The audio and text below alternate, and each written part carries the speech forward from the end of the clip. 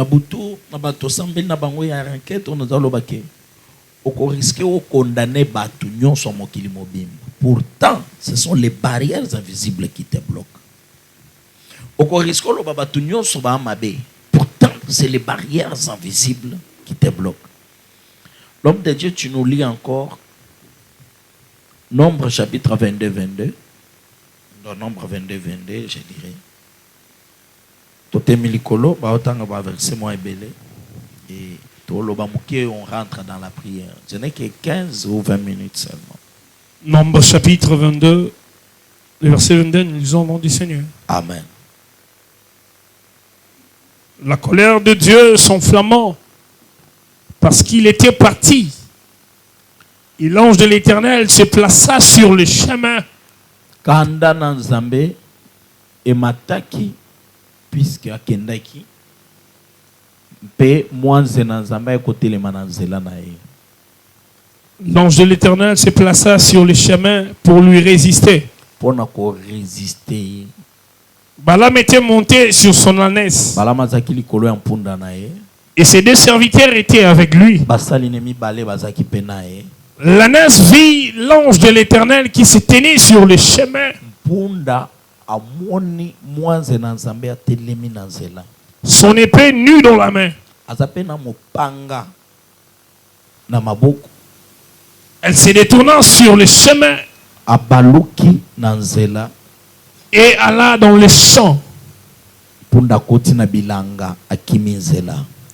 Balaam frappa l'ânesse pour la ramener dans le chemin.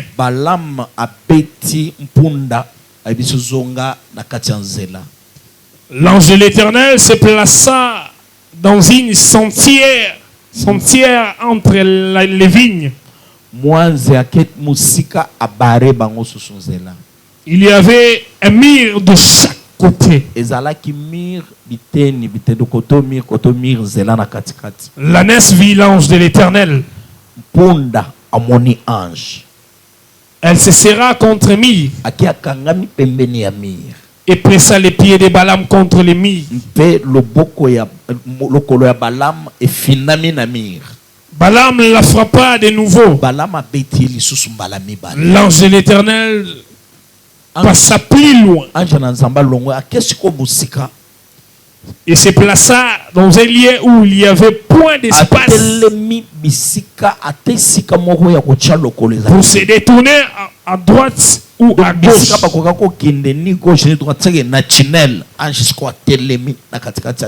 L'ânesse vit l'ange de l'Éternel. Elle s'abattit sous Balaam.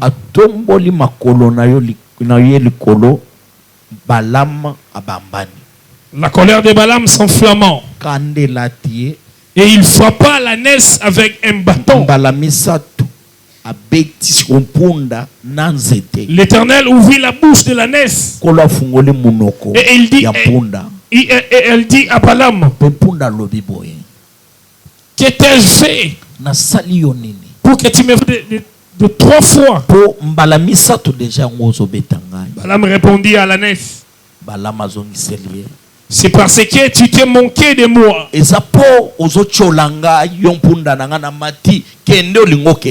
Si j'avais une épée dans la main, je te tuerais à l'instant. L'ânesse dit à Balaam, n'ai-je pas ton ânesse que tu montes tout le temps? Jusqu'à ce jour, ai-je l'habitude de te faire ainsi?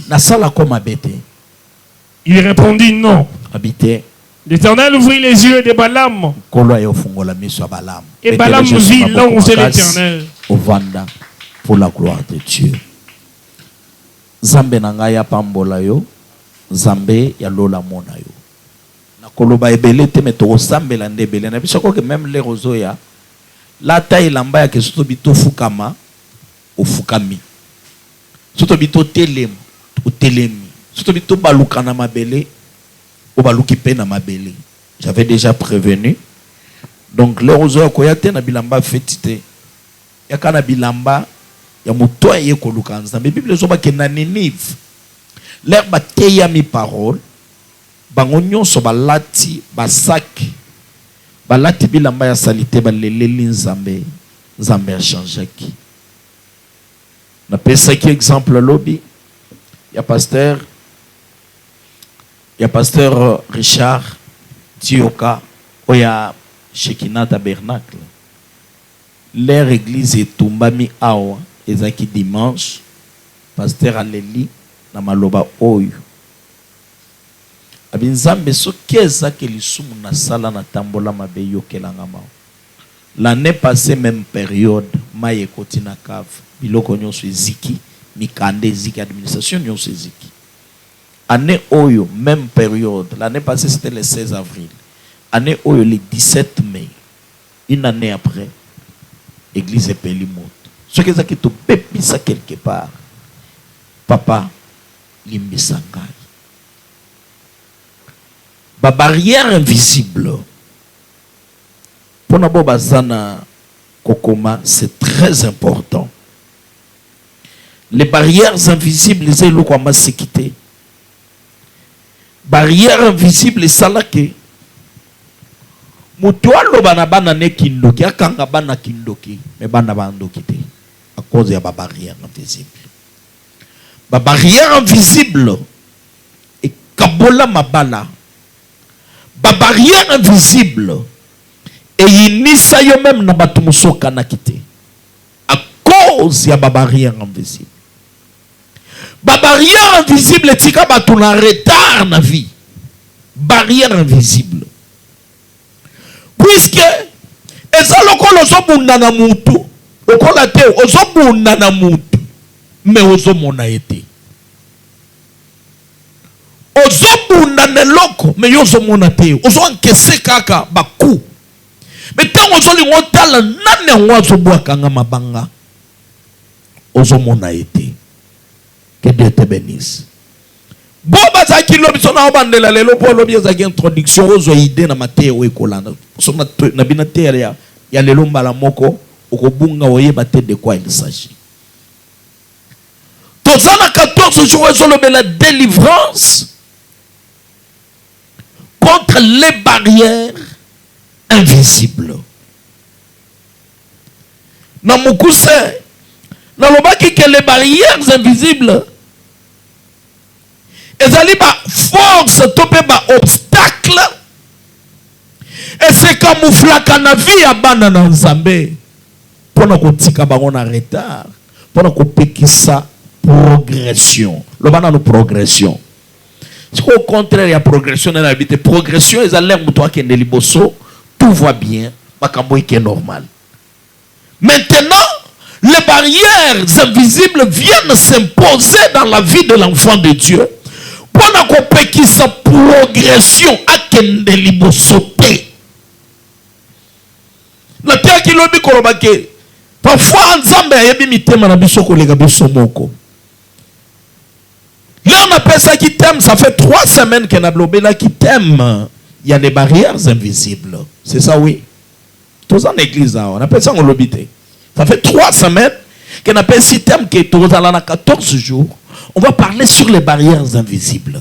Maintenant, quand je savais seulement qu'on allait parler sur les barrières invisibles.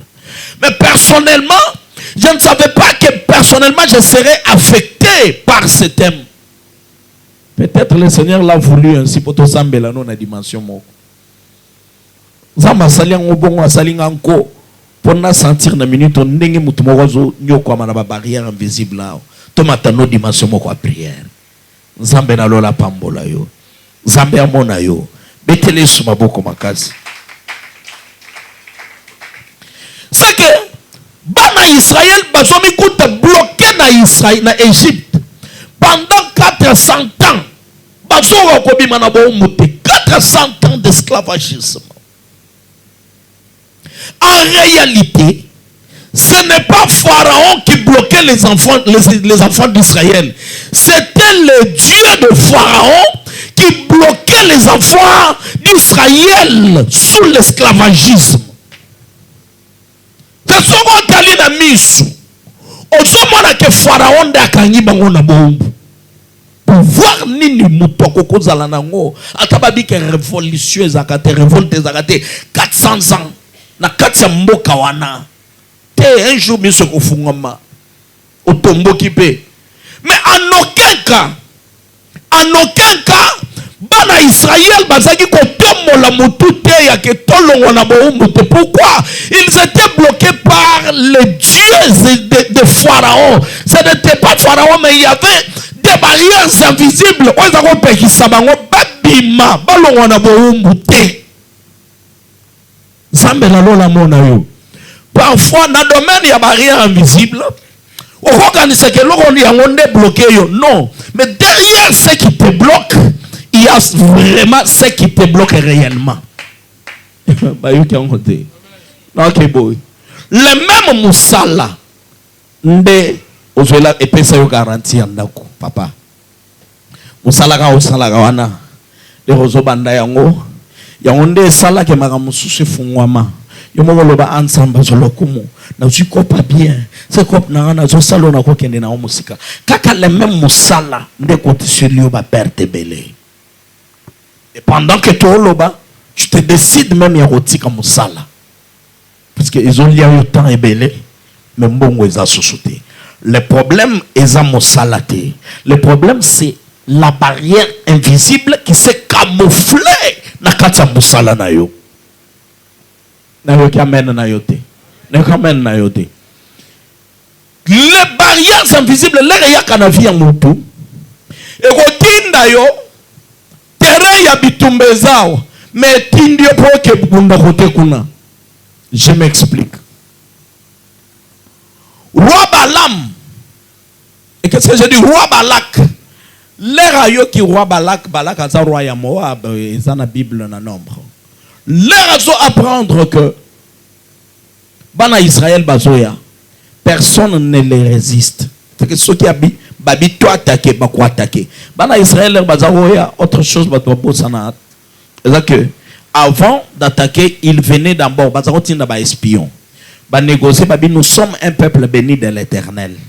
Mutoko kyo longa bisoti. Bisika nyonso bisoto okende to bimara ba longi. Tozawate, laisse-nous passer. Tikele bisoka nzela, bisoto okende na terre promise. Soko ondimi bakoleka. Soki oboyi même Nzambe akokotela yota kotela bango. Le cas de Gabaonites. Quand ils ont demandé, Gabaonites batiki bango baleki. Teke tilelo les Gabaonites sont parmi les enfants d'Israël à cause de leur humilité. Dans la vie, je regrette beaucoup de tes ennemis puisqu'ils vont tomber un par un.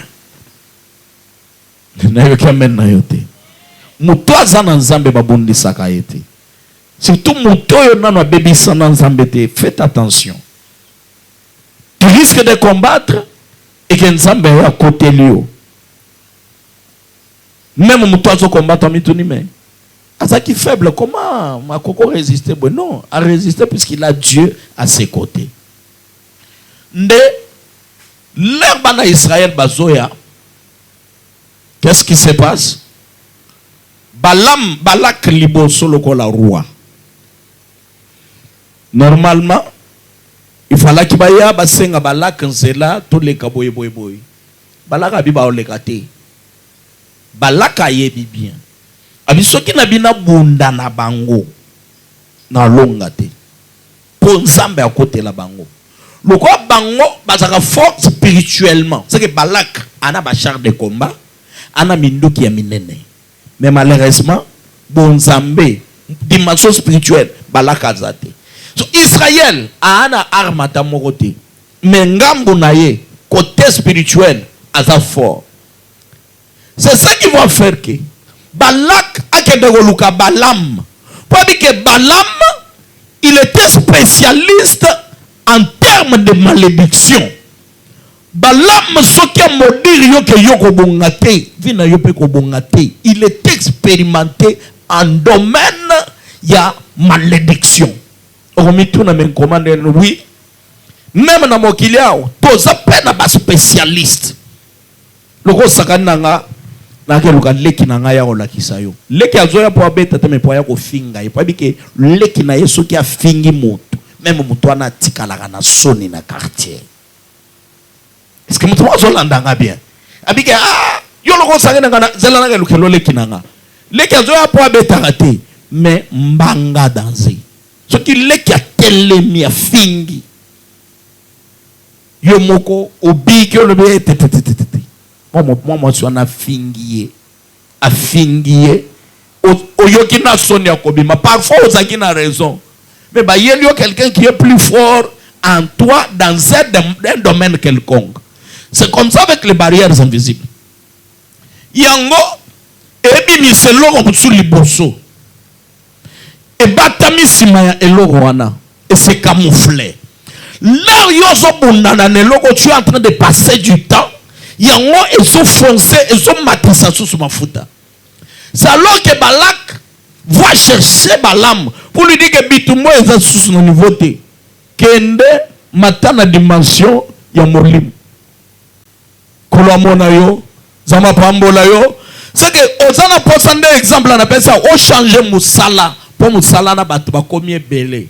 Obula sous bien te ba moto et komi belé. Les mêmes motos de ba de saki ko bala mwasi. Les mêmes motos de sala ke boy. Kaka maramwa moto wana nzambe pa ko tombola yo. Mais le problème c'est quoi? Il y a maintenant une barrière impossible invisible qui s'est imposée dans ton affaire. Zambe amona yo. Donc barrière moko visible il s'impose bi yo ko kendete. Toza no how. Tu as envie d'aller plus loin? Mais cette force-là te retient. C'est un obstacle qui t'empêche de progresser. Betele sumaboko makasi. Kolomona yo, Zambe apambola yo. Bazotan il a biso Matthieu chapitre 13 verset 24 à 28. Dans 5 minutes na okatawa. Ana posa mate ebele te me prière ebele. Matthieu chapitre 13, verset 25. Verset 24 à 28. Il a proposé une autre parabole et il dit: Aya proposé bango lycée semsoalobi. Le royaume des cieux est semblable à un homme qui a semé une bonne semence dans son champ. Bokonzi alikolo eza lokola mutu aloni bonne semence. Lo wana bonne semence. Papa bandela verset wana il leur proposa. Il leur proposa une autre parabole. Et il dit, le royaume des cieux est semblable à un homme qui a semé une bonne semence dans son champ. Bonne semence, on a lingala bien mimboto ya kitoko, baras ya bien. Chotali même na kala batoba koli na mboka, boko koli ya munguba. Nyosho ya bilanga. Mais ana baras musu ya banguba, musu ya minene ana ba bomba kango comme semence. Que Dieu te bénisse. Mais pendant que les gens dormaient, son ennemi vint s'aimant de livrer parmi les blés. Oui, allez-y. Son ennemi vint s'aimant de livrer parmi les blés. Monguna yepe na kati kaka bisika balona kinguba bien mimboto ya bien. Monguna aye akamati aloni matiti ya mabe na kati. Et s'en alla. Accueilli. Lorsque l'herbe y poussait et donnait du fruit, livré Paris aussi. Les serviteurs du maître de la maison vinrent lui dire: Seigneur, n'as-tu pas semé une bonne semence dans ton champ? N'est-ce pas? Yo lona ki makambo bien na bilanga. Olomna ki nguba ya bien, masangu ya malamu, zete ya mbuma kitoko. D'où vient donc qu'il y aille délivrer? Kasi ebandi dengenini. Merci, betele subaboko makazi. Ebandi dengenini ke komi moma ya ke tobuka, tokota nelanga, tokuti matiti ya bololo. E komi moma ya ke tobuka, tolia papa, tokomo buka matiti ya bololo. Les barrières invisibles. Et kota kana via mutu tango nini. Je vais parler ndenge nini kota kana via mutu. Na lisese Jésus a soloba. La Bible confirme que il a bien semé. il a semé. C'est qu'il avait une bonne semence. Il a aussi bien semé. Mais malheureusement, il n'a pas veillé sur la semence. Zambé a pas mon Zambé a mon na domaine spirituel, na domaine ya barrière invisible, il n'est pas seulement question ya kozala na grâce, na don, na capacité, na succès ton élévation te. Et qui paraté, au coco la même au commis à 2 minutes, à 2 doigts il y a élévation. Mais il suffit au kanga kaka misko fungolo zo fungolo munguna sasali musala kei. Munguna siya bebisi mission asiya kei. Betele Yesu maboko makasi. Saint-Esprit a sunganga, je ne veux pas entrer dans des choses vaines. Saint-Esprit sunganga, je ne veux pas entrer dans des choses vaines. Chokoza la nenga ozawa mama. Est-ce que mutu wata langa bien? Exemple zo elengeza ngaka moko. Suka na opesa ngo. Oloni mama nanga oloni. Mais malheureusement le oloni. Monguna pe aye butu aloni yaye. Na minute ozoze la ke lobi okobuka. Keba. Okokoza la basiba loneli biloko amabenelanga. E kokoza la basiba lonelio biloko ya mabenelanga. Kotoyo zo sepela. Ah, tout va bien, makambu tout va bien. Zelamu kiema titiebima. Tu comprendras que Satan avait déjà placé une mauvaise semence. Dans sa période ya kolala te. Dans sa temps ya kolala te. On sali session à l'université. Voyez, on compte ma distraction, non, bien aimé. Monte dans la prière. Il y a des gens qui section à sali. N'a sali examen à l'université. L'année là bas côté nangai. Donc ils vont quoi changer yango. Té. Zambé pambola yo. Zambé mona yo. Zambé na ucho sala dissertation. Nous avons ça là-bas, épreuve préliminaire. Il y a examen d'état. Et si c'était facile pour moi, au lieu de bon sani lo sambo, ndeko keba, Mungu na koki ko changer yo kanisa matin ya dimanche. Moi si oya lalaki, ba changer qui est mwana. Les barrières invisibles sont partout. Et puis qui saka mutu a progressé. Ou a progressé. Qui sera moto progresser te. Nakansike nazana batu malamu nzinga na ngai. Parfois même ba secret nyon sur église osopeza. Zokande na zoteka ba pa secret église pour lobby. Ba sala rébellion ba créer des églises. Église nini yangoza wa capacité ko créer nano déjà des églises. Kolo mona yo kosepela na oyo somona te yebisa nzambe mbuma mabeba londa na bilanga na ngai nzambe ya lola ya mbwebima epole kufezika na mabele oyo osutuka lokolo nezim na otaloboe betele Yesu maboko makasi abete maboko a bien. Ce que je dis c'est vrai. Autour de basani na nzambe peut-être bazoboye kolobango par déontologie mais c'est déjà tard. On doit l'avouer ndenge ya ezabongo. Tokolobela ngote ti wapi. Priya bisanza mena musala na ngana so sala. On kalingi mikato lambi mikato keyi. Ye bisanza me place na nga musala. Balone na nga eloko mabete. Ngokona ba mama na biso ase awa. Place na ya salela nga musala. Bana ba bisike mama bipa sio salela musalana ke ndem mutu mokwaza bolumbu wana na minito wana katsa osokola mai place wana mama sotuka ya solo butu ye wana pe azu torche a torche boy mutu ye wana na kantina mai ndenge babota ya zo skola na place na nga musala wo yekoluka nini kaka ndenga kutakie mutongo mission est échoué au nom de Jésus. échoué au nom de Jésus. Il y a que au salim salam tout mon croyé a tchelio barrière pour mon abolamouté. T'es quand Zamba l'a faire échouer mission monguna na yo au nom de Jésus. Je ne savais pas à quel thème, pour un thème prophétique pour l'église.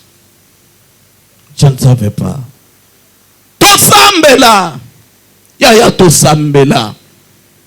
Moyembi moko je pense ni sazo mbabi ta ya kosambele koki. Tola muka tosambela. Toluka nzambe. L'expérience n'est pas toujours surtout dans musala na nzambe papa Christian. Et so apprendre à ngate na ko sepela c'est là batunyo so bazo sepela te. C'est là batunyo so bazo sepela je dois d'abord me demander est-ce que ko sepela ça solutuza mabe. Tala nanda ko plaçoza, tala baninga bozana bango. Yo ba activité so kende liboso. Yo bazo mono zo lia fufu chaque jour. Ko sekisa bazo sekisa yo. Et ça pour nous colonne l'eau quoi ma belle. Tout bazo sekisa yo pour nous seka. C'est ça la vie sur terre. Les colons vivre na mokili. Lismoko kokanga, lismoko ya kofungwama. Betele sumaboko a bien. Abeta maboko makasi pour la gloire de Dieu. Na kwa ki kokota lokola Jésus na Pierre.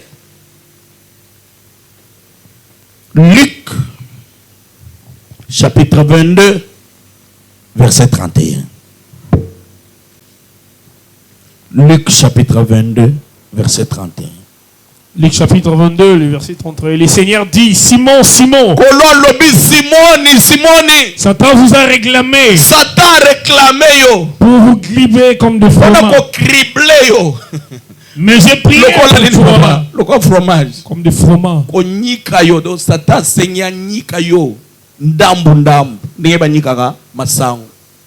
Mais j'ai prié pour toi. Afin que ta foi ne défaille point. Et toi, quand tu seras converti,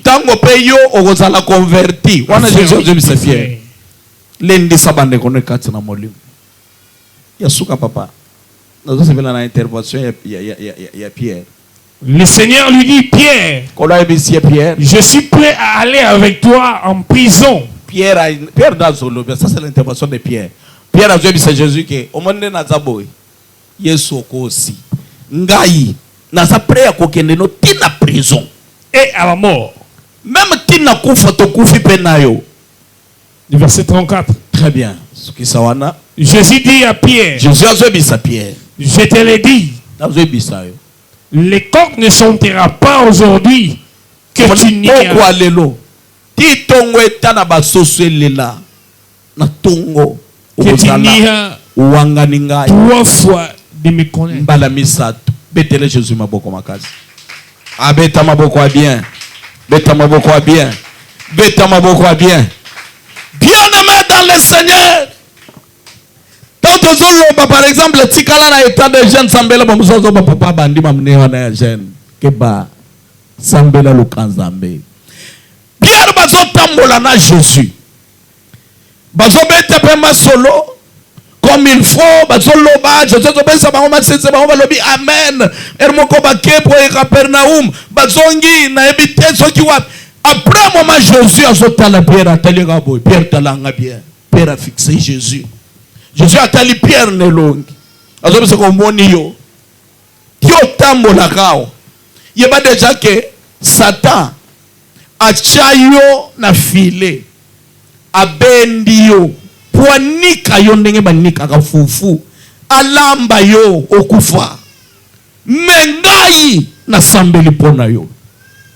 Je me demande par quelle magie Satan akokota ti pembeni ya mutu atambola na Jésus kolabona yo. Wana wana zo adorer nzambe na ndenge ne ayo ka matia na ndenge na yo zala concentrer ao nzambe apambola yo ndoko mona siko mutu alamuki bien atozaki na ye bien abeli kutu te elo mo kote kutu toke église asali pe adoration mais azongi ndako mais ala mukaboy na okoka te atoloba totiki na morgue na ndenge nini, puisque Satan l'avait réclamé. Satan s'était imposé avec des barrières invisibles. Kuma mona yo Zambe amona yo thème le roi oyo, thème le roi otolobela oyo ekotindika muto sambela même quand tout va bien. C'est que ils ont fait un mariage avant même aucun de fait, ils m'ont intercédé dans au kitisi na fait. Je connais un papa mokolo ya mariage nde bachela frère wana poison akomi na ndako ya mariage ba opérer un mois après 2 mois ba opérer mais parce que ya yo poison faut kenda quand même libanda mboka ba changer ko makila ezaki poison ya mabe alia yango na mariage na yemoko. Les barrières invisibles, vie à moto bébé, ce qui était fait et bon on vie à malheur. Zama pambola mwana ya mama na biso moko abalingi babala bisinga papa nga oya na église o cheli biso loboko mobali azana États-Unis azoya mwana lobi na boy fête ko sale maté to kendeka commune to signer pas na zone États-Unis. C'est ba oba osela ba sutuka kaka ba photo nanga so na commune États-Unis na publier photo ya commune. Pierre a tambola na Jésus. Mais Pierre se retrouve dans le filet de Satan. Par quelle magie? Bien aimé, tout le monde veut progresser. Tout le monde veut avancer. Tout le monde veut aller plus loin.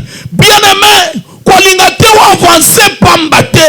Lusu moko fungwami ozo avancer. Mususu zo talanzinga zinga. Il n'y a-t-il pas de barrières invisibles? Selon Pierre, Pierre a dit que ngai pona Yesu na kokufa. S'il s'agit qu'on m'attendait Yesu de Koulous, to komata. Ce qui liwa na kufa pena Yesu. Pierre, au solo va bien. Mais ce qui est bébélio. Jésus a dit Pierre, tu connais ça la aventure. Avant que tu tombes pour te dire, on peut trahir 3 fois. Kowanga na quelqu'un se trahir, oui ou non? Na yeka boy batune au pasteur na yebiete. Voilà la police aussi bakangiye déjà, bakanga déjà.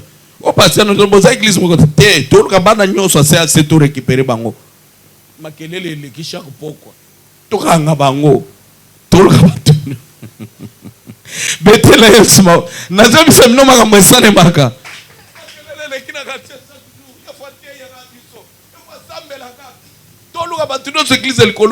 maman yo poke na te papa na ngai na kenda kate ngala te maga na kwena otalela bango yo elongi na te batula ba frère ate ngakuza kipana na yebi kutute mutu angwe elongi na ye unatika lomo na te ndeche Jésus yebi sibia ke papa yo zo bo kufana ngai tina kwa yo pesa tina paradis to kende Jésus atalie ka boye vanda kimia.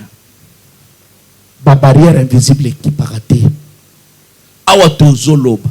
Calcul pe plan et c'est salem. Oko trahir nga 3 fois. Mais na sambeli mingi poko ndima na yo. Ekwe yate. Betele su maboko makasi. Betele Jésus maboko makasi. Avant ton etana, Pierre wangana ki Jésus, oui ou non? Yo kasiko.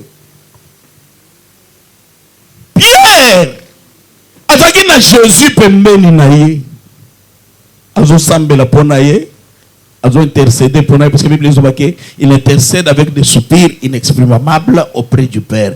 Mais yo nangai, nous avons que le Saint-Esprit. Amen. Et pour entrer dans le domaine spirituel, il y a quelque chose qui doit se faire en toi. 1, tu te concentres. 2, olongwa na fréquence abatomati na fréquence alola. 3, ndoko ko sentir siko ba sensibilité ya Saint-Esprit nzinga na yo. Voilà pourquoi il y a des gens qui viennent à l'église et peuvent faire même 1 mois atikalo kutana na Saint-Esprit parce que dès qu'il est là, yemi sozaka papa Giovanni la taki ndengini. Tout mona kisero akanga kisuki boyete wana. Te modèle suki ana kitoko ya ndenge na bia wasero asala ki wana mona kite. Il n'est jamais dans la fréquence de Dieu Pourquoi les lotis qu'on appelle en fréquence ya lola? Pourquoi les lotis qu'on appelle en fréquence ya lola? Na ma tête peut sera ba prophète, ba nouveau prophète. Toko ça de la paix stratégie ana le repos na silis. Hein? Toke nana nu mutunyo so kangimesu. Tombola maboko tomboli. Mona ngwende ya nzambe. Ona muswatoni ngwende za kandenge nini? Amen. Pour tes ana batwao. Oyame moyebisa papa na loti Yesu ayelinga na pongi. C'est que tu te concentres mais tu te fais l'image d'un grand roi qui vit dans les lieux saints. On me concentre et bise Zambeke. D'ailleurs que le boko no esimba kabato. Et na pourquoi le boko na ngai esimbanga. Ce que Satan si alinga na filet akomo benda ko réclamer ngai filet wane panzana. Ce que Satan si akotisinga ta même na machine alinga banda ko nika ngai na nika mate machine wana engrenage katana ngai na bima. Betele suma boko makasi. Que Dieu te bénisse, que Dieu te fasse du bien. Na silisi ya kokanga ko banda lelo mwana CAC mieba ki ndengo tambola ka boy ozalaka toujours bazolandela yo butu moy aliété alatité pourquoi telemi boy pourquoi les lois lati boy pourquoi les lois bizarres ils voudront toujours par tous les moyens baluka ba détruire vinayo mais kondimana yo ekweyate kondimana yo esilate telemalikolo bazotindela biso kantique ya puissance na lingi